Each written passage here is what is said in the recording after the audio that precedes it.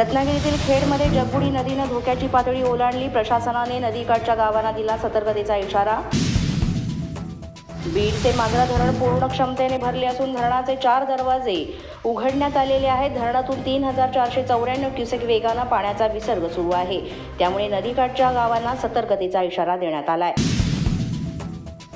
छत्रपती संभाजीनगरमध्ये मुसळधार पावसामुळे जायकवाडी धरणाचे 18 दरवाजे उघडण्यात आले. धरणातून 57,592 क्युसेक पाण्याचा विसर्ग सुरू असून गोदावरी पात्रातील गावांना सतर्कतेचा इशारा देण्यात आलाय.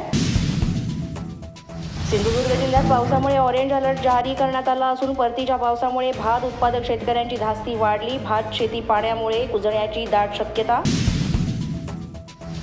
मुंबईला पाणीपुरवठा करणाऱ्या धरणातील पाणीसाठा 99% पूर्ण.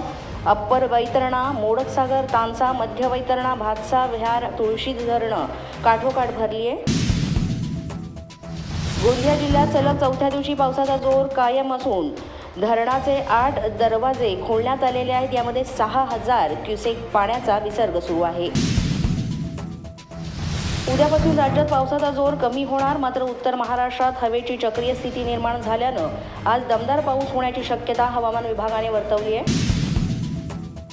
मुंबई उपनगरात सकाळपासून पावसाची संततधार सुरू असल्यानं मध्य आणि पश्चिम रेल्वेची वाहतूक 10 ते 15 मिनिटं उशिराने. मुंबई शहर आणि उपनगरांमध्ये सध्या पावसाचा जोर कमी झाला असला तरी ठाणे, कल्याण, डोंबिवली, नवी मुंबईमध्ये रात्रभर संततधार पाऊस. उत्तर कोकण आणि उत्तर महाराष्ट्राला ऑरेंज अलर्ट. मुंबई, ठाणे, पालघर, नाशिक, धुळे आणि नंदुरबार जिल्ह्यात पावसाचा जोर कायम राहणार. हवामान विभागाचा अंदाज. अशाच नवनवीन आणि ताज्या घडामोडी पाहण्यासाठी पोलीस माझा न्यूजच्या चॅनेलला सबस्क्राईब करा. आमचं फेसबुक, ट्विटर आणि इंस्टाग्राम पेज आहे ते सुद्धा फॉलो करा. तसंच अधिक माहितीसाठी पोलीस माझा न्यूजची वेबसाईट आहे www.polismazha.com या वेबसाईटला अवश्य भेट द्या.